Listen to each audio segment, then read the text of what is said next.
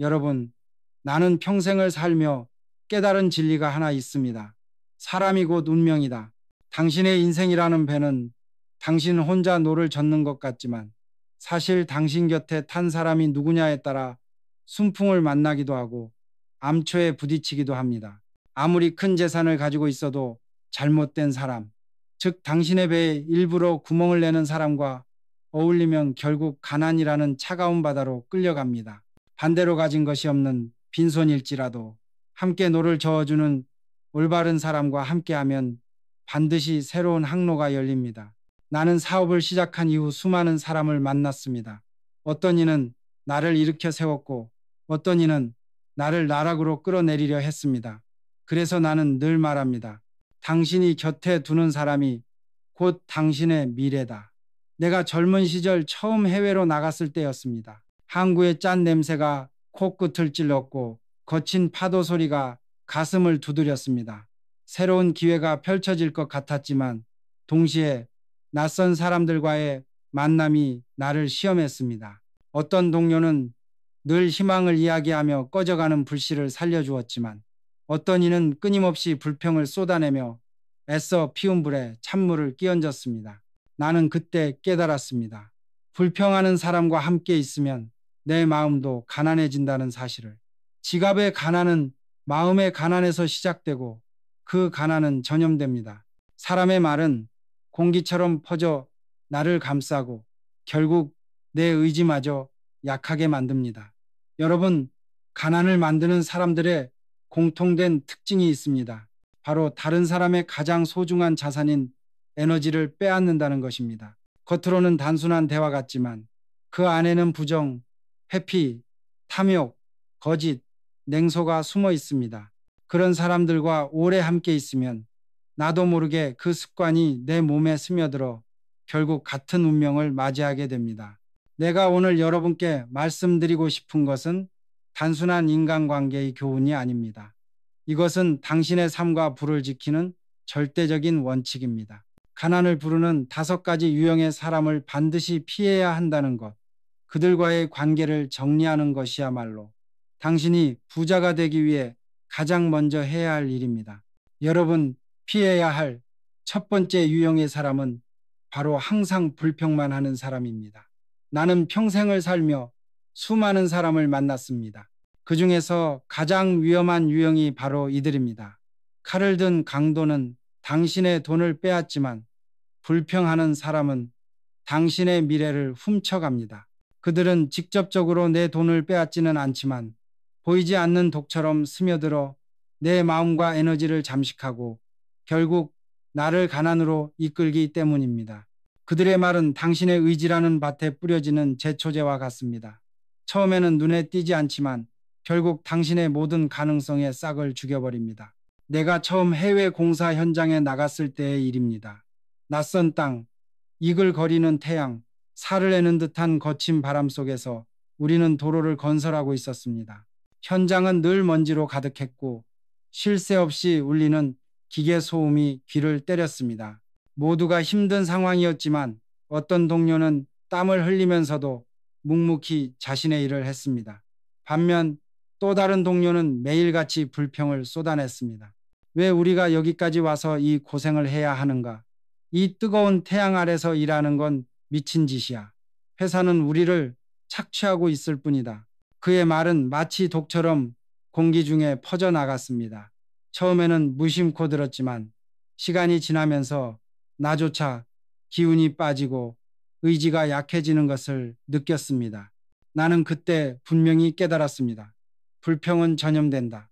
그것은 세상에서 가장 빠르고 치명적인 전염병입니다. 그 옆에 오래 있으면 내 마음속에서도 불평이라는 독버섯이 자라납니다. 불평은 문제를 해결하지 않습니다. 오히려 문제를 더 크게 만들고 해결할 수 있다는 희망마저 앗아갑니다. 어느 날 나는 그 동료에게 물었습니다. 그럼 당신은 어떻게 하고 싶은가? 불평만으로 상황이 단 1mm라도 달라지겠는가? 그는 대답하지 못했습니다. 불평하는 사람은 대안을 내놓지 않습니다. 단지 현실을 탓하고 함께 땀 흘리는 다른 이의 사기를 꺾을 뿐입니다. 나는 그를 보며 다짐했습니다. 불평하는 사람과는 거리를 두자. 그렇지 않으면 내 삶도 저 사람의 불평 속에서 함께 가난해질 것이다. 불평이 무서운 진짜 이유는 그것이 행동의 불을 꺼트리기 때문입니다. 불평이 쌓이면 결국 행동이 멈추고 도전이 사라집니다. 행동이 멈추는 순간 성장도 성공도 멀어집니다. 그 결과는 가난일 뿐입니다. 부자는 불평 대신 개선을 선택합니다. 가난한 사람은 개선 대신 불평을 택합니다. 이 작은 선택의 차이가 인생을 완전히 갈라놓습니다. 불평은 씨앗을 썩게 하고 긍정은 씨앗을 자라게 합니다. 내가 살아온 인생이 바로 그 증거입니다. 내가 겪은 또 다른 경험을 말씀드리겠습니다. 한 번은 회사의 명운이 걸린 대출 협상을 하던 때였습니다. 딱딱한 회의실의 공기는 무거웠고 은행 담당자들의 표정은 얼음장처럼 차가웠습니다. 그때 내 옆에 있던 동료 중 한 명은 회의 내내 내 귀에 절망이라는 독을 속삭였습니다. 저 사람들 표정 좀 보게. 은행은 우리를 도와줄 생각이 전혀 없어. 괜히 시간만 낭비하는 거야. 애초에 조건이 너무 불리했어. 다 그들 탓이지. 그의 불평은 마치 안개처럼 퍼져 내 마음을 흔들려 했습니다. 그 순간 그의 말이 내 안에 작은 희망의 불씨를 꺼트리려 하는 것을 느꼈습니다. 그러나 나는 그의 말에 휘둘리지 않았습니다. 나는 그의 목소리를 소음으로 여기고 내 안에 더 큰 목소리에 집중했습니다. 나는 은행 담당자에게 이렇게 말했습니다. 네, 지금 저희의 조건이 어렵다는 것을 잘 압니다. 서류상으로는 부족한 것이 많을 겁니다. 하지만 서류에는 보이지 않는 것이 있습니다. 바로 우리의 의지와 가능성입니다.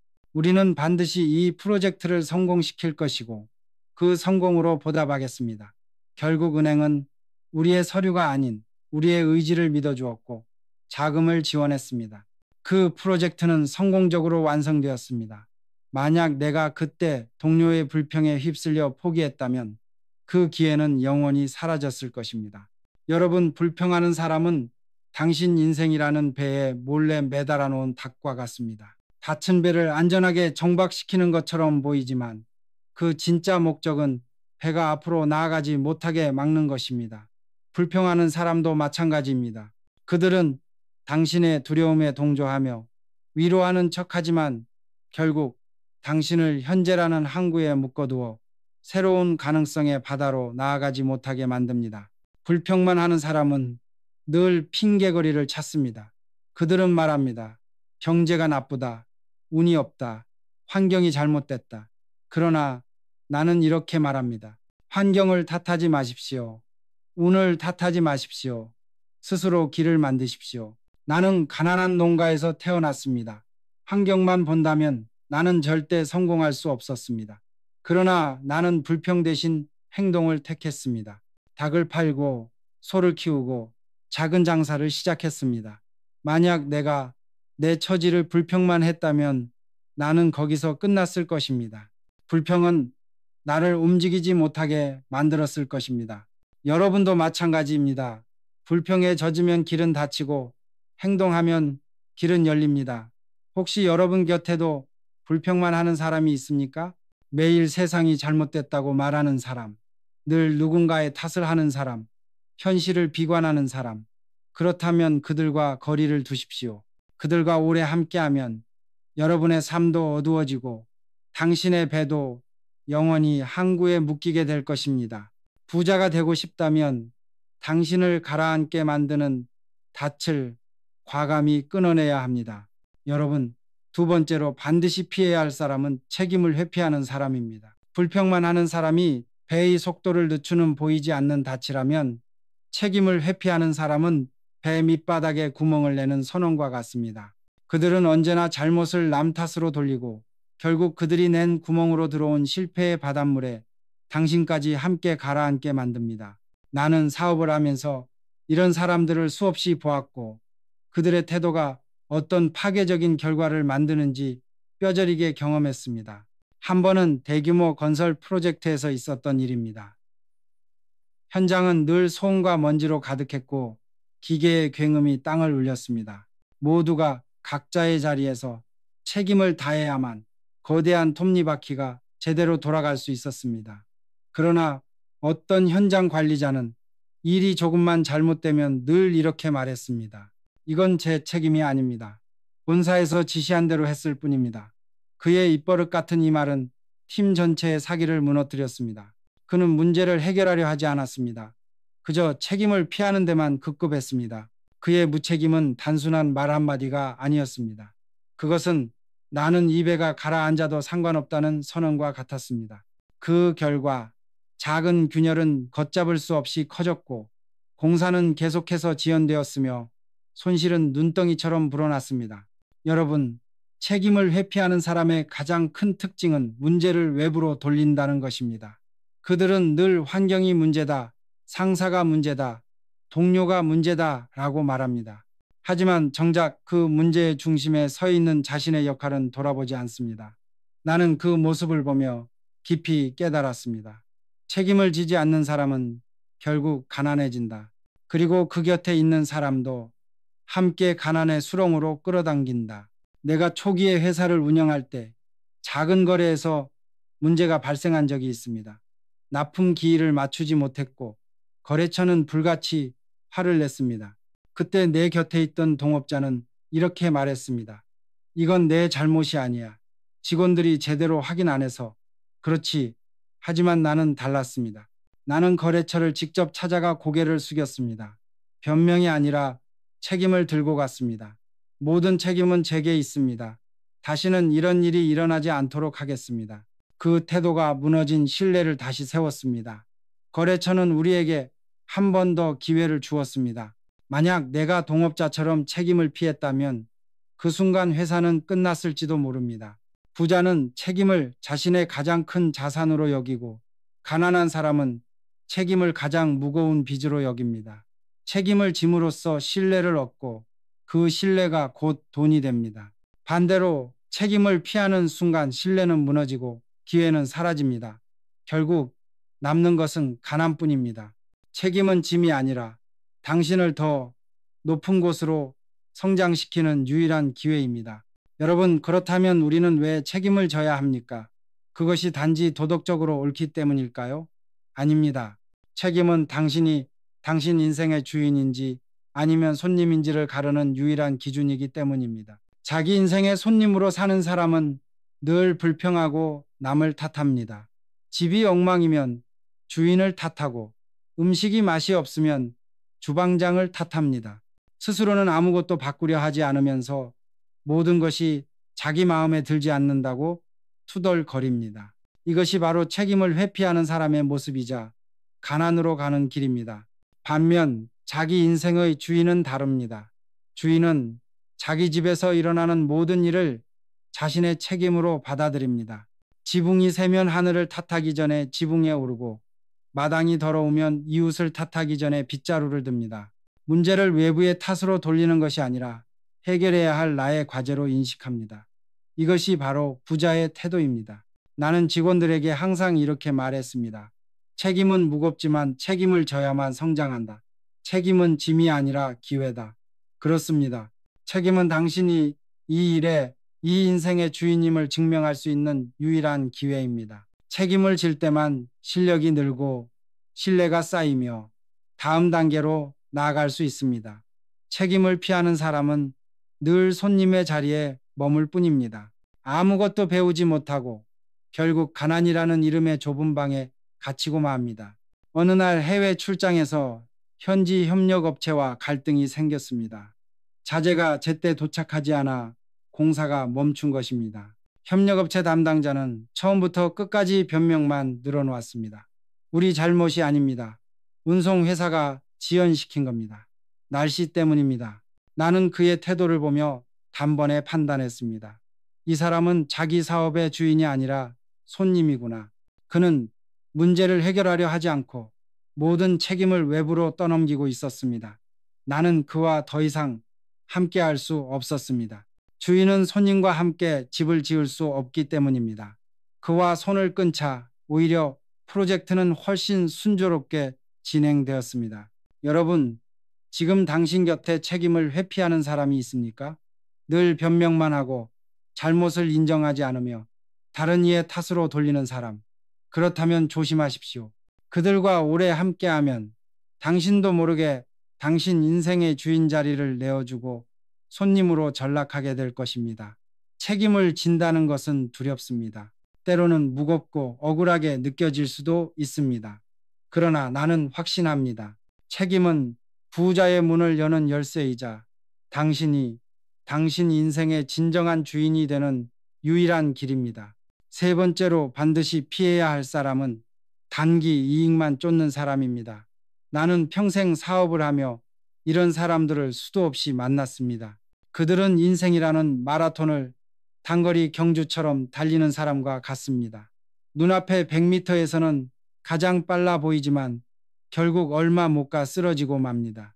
그들은 눈앞의 작은 이익에는 늑대처럼 민감하지만 지평선 너머의 거대한 사냥감은 보지 못합니다. 당장 손에 들어오는 돈만 바라보며 내일의 더 큰 수확을 위해 오늘의 씨앗을 심지 않습니다. 그래서 결국 그들의 길은 짧고 그들과 함께 달리는 사람들까지 모두 가난으로 끌려가게 됩니다. 그들의 행동은 탐욕처럼 보이지만 그 뿌리에는 깊은 두려움과 불신이 있습니다. 그들은 미래를 믿지 않고 더 중요하게는 더 나은 미래를 만들어낼 자기 자신을 믿지 않기 때문입니다. 그래서 오늘 모든 것을 끝내려 합니다. 제가 직접 겪은 사례를 말씀드리겠습니다. 어느 날 해외 투자자와 협상을 하던 때였습니다. 그는 회의 내내 늘 같은 질문을 던졌습니다. 이번 계약으로 내가 지금 당장 얼마를 벌 수 있습니까? 몇 달 안에 이익이 보장됩니까? 나는 속으로 생각했습니다. 이 사람은 절대 멀리 가지 못한다. 그는 연못의 물을 전부 퍼내어 당장의 물고기를 잡으려는 어리석은 어부와 같다. 그는 눈앞의 이익만을 원했고 장기적인 신뢰와 성장이라는 더 큰 바다에는 관심이 없었습니다. 결국 그는 약간의 돈을 벌었을지는 몰라도 더 큰 기회를 모두 놓쳤습니다. 몇 년 후 그의 이름은 어디에서도 들을 수 없게 되었습니다. 여러분, 단기 이익만 쫓는 사람들의 특징은 분명합니다. 첫째, 신뢰를 지키지 않습니다. 오늘의 이익을 위해 내일의 약속을 헌신짝처럼 버립니다. 둘째, 관계를 가볍게 여깁니다. 당장 이익이 없으면 쉽게 손을 놓고 떠납니다. 셋째, 위기를 견디지 못합니다. 조금만 손해가 생겨도 참지 못하고 달아납니다. 이런 사람과 함께하면 당장은 달콤한 이익을 얻을지 몰라도 결국 가장 결정적인 순간에 등에 칼을 맞게 됩니다. 내가 초기에 공장을 세울 때도 이런 일을 겪었습니다. 어떤 공급업체 대표는 늘 가격만을 이야기했습니다. 그는 당장의 이익을 위해 신뢰를 버렸습니다. 나는 그때 다짐했습니다. 단기 이익에 눈이 먼 사람과는 절대로 오래 가지 않는다. 부자는 지금 당장의 이익보다 신뢰와 장기적인 성장을 우선합니다. 오늘 조금 손해를 보더라도 내일 더 큰 신뢰를 얻을 수 있다면 그 길을 택합니다. 가난한 사람은 오늘의 이익에 눈이 멀어 내일을 버리고 부자는 내일을 위해 오늘을 투자합니다.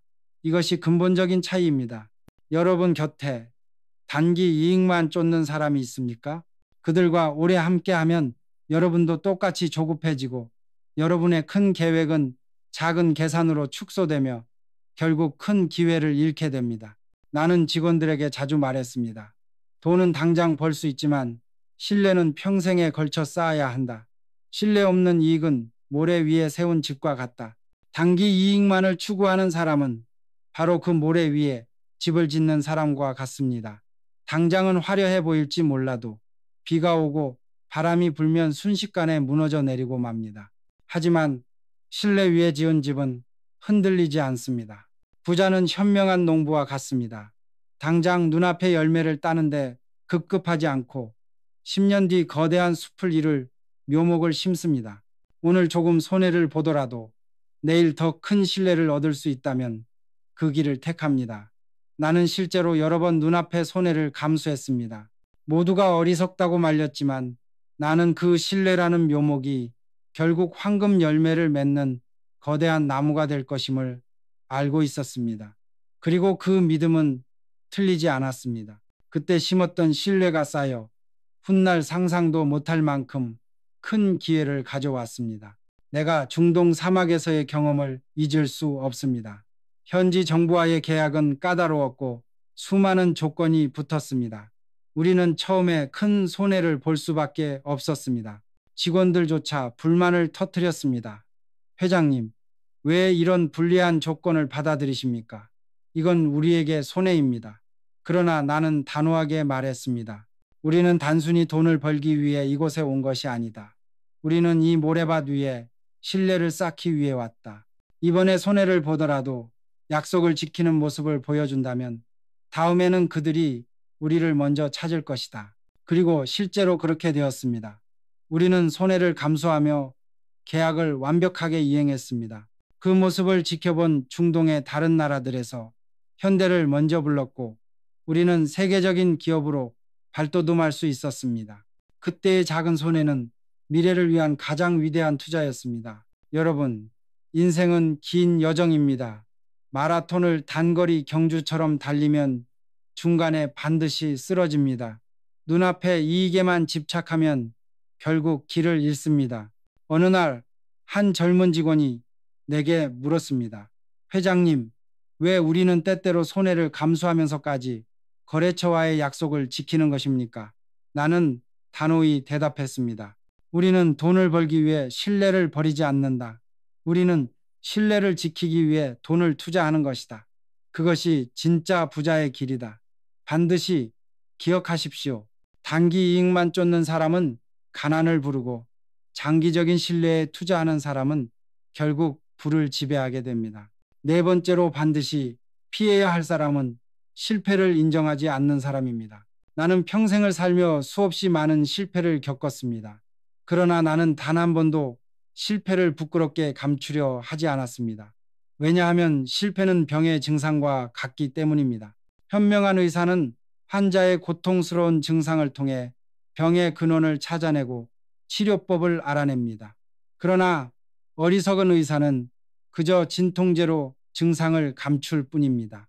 당장은 고통이 사라진 듯 보이지만 보이지 않는 곳에서 병은 더욱 깊어져 결국 환자를 죽음에 이르게 합니다.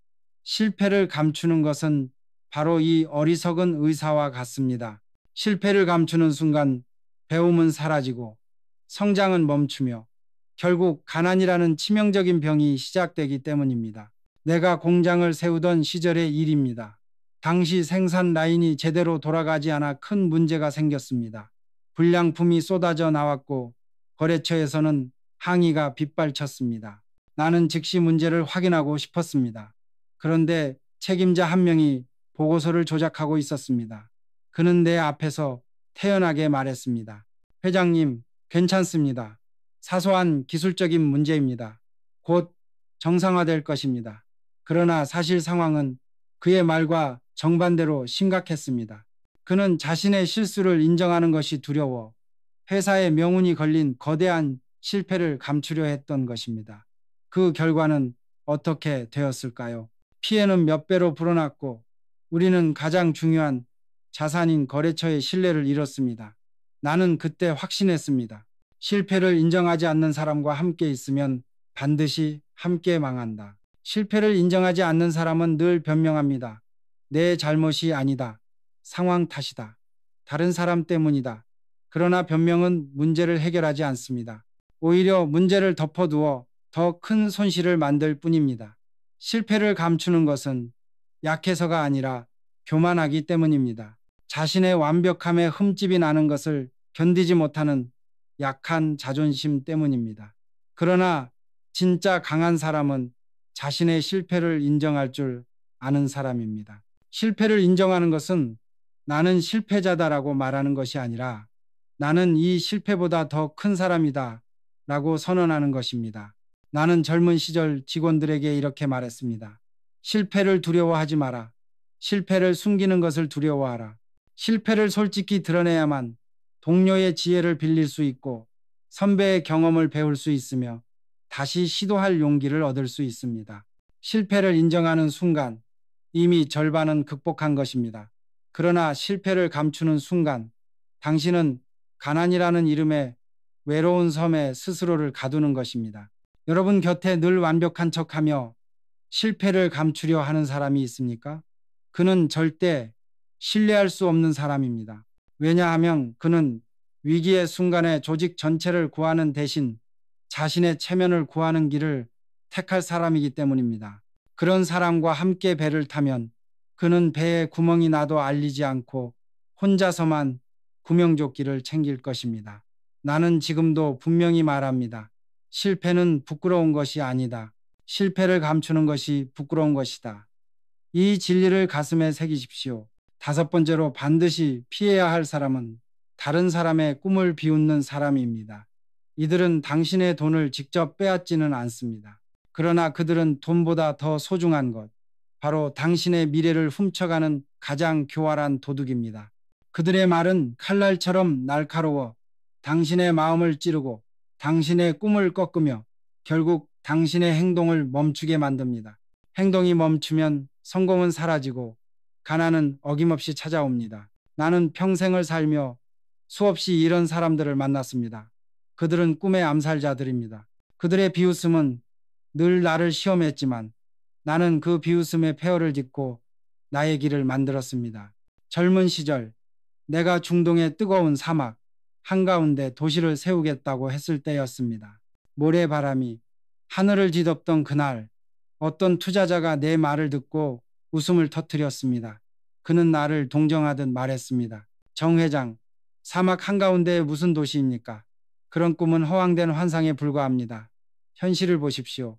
그의 웃음소리는 모래바람보다 더 날카롭게 내 가슴을 때렸습니다. 그러나 나는 그 자리에서 단호히 말했습니다. 당신 눈에는 허황된 꿈으로 보일지 모르지만 내 눈에는 반드시 현실이 될 미래가 보입니다. 결국 그 도시는 세워졌고 그의 비웃음은 모래 바람 속으로 사라졌습니다. 여러분, 다른 사람의 꿈을 비웃는 사람은 위험합니다. 왜냐하면 꿈이란 본래 연약하기 때문입니다. 꿈은 아직 실체가 없는 씨앗과 같기에 차가운 말 한마디에도 얼어붙을 수 있습니다. 꿈을 비웃는 사람은 바로 그 연약한 순간을 파고들어와 당신의 의지를 무너뜨립니다. 만약 내가 그때 그 투자자의 비웃음에 무너졌다면 그 사막의 도시는 영원히 신기루로만 남았을 것입니다. 꿈을 비웃는 사람들은 왜 그렇게 행동할까요?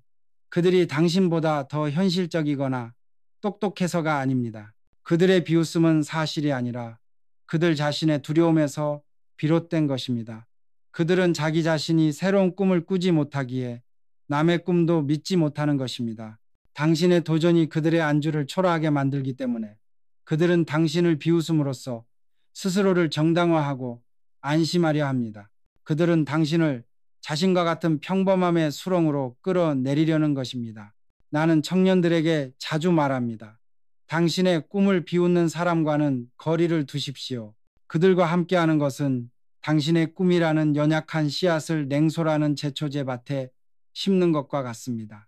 반대로 진짜 부자는 다른 사람의 꿈을 존중하고 때로는 함께 키웁니다. 왜냐하면 그들은 꿈을 믿는 순간 불가능 속에서도 새로운 기회가 열린다는 것을 알기 때문입니다. 혹시 지금 당신 곁에 그런 사람이 있습니까? 그건 불가능하다. 그건 허황되다. 너는 안 된다라고 말하는 사람. 그렇다면 반드시 조심하십시오. 그들의 말은 현실이 아니라 그들의 두려움일 뿐입니다. 그 두려움에 휘둘리는 순간 당신의 꿈도 함께 죽고 맙니다. 여러분, 지금까지 나는 여러분께 반드시 피해야 할 5가지 유형의 사람에 대해 말씀드렸습니다. 불평만 하는 사람, 책임을 회피하는 사람, 단기 이익만 쫓는 사람, 실패를 인정하지 않는 사람, 그리고 다른 사람의 꿈을 비웃는 사람.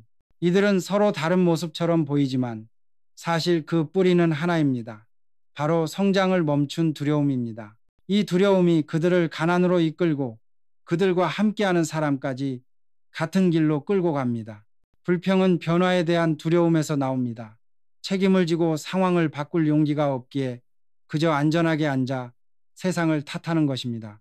책임 회피는 실패에 대한 두려움의 다른 얼굴입니다. 자신의 부족함이 드러나는 것을 두려워하여 남에게 화살을 돌립니다. 단기 이익만 쫓는 것은 미래에 대한 두려움 때문입니다. 더 나은 내일이 올 것이라는 믿음이 없기에 오늘의 작은 이익이라도 꽉 움켜쥐려는 것입니다. 실패를 인정하지 않는 것과 꿈을 비웃는 것 또한 마찬가지입니다. 모두가 자신의 나약함과 마주할 용기가 없는 두려움의 다른 표현일 뿐입니다. 여러분, 이 5가지 유형은 결코 따로따로 존재하지 않습니다.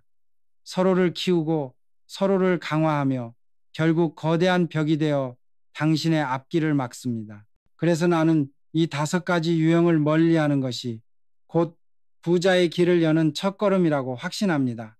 그러면 우리는 누구와 함께 해야 합니까? 나는 이렇게 답합니다.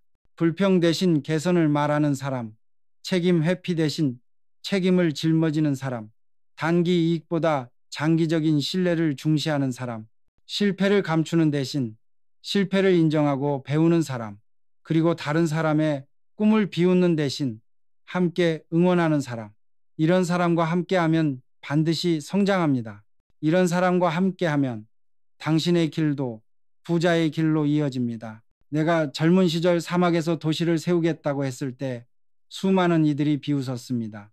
그러나 몇몇 동료들은 내 곁에 남아 이렇게 말했습니다.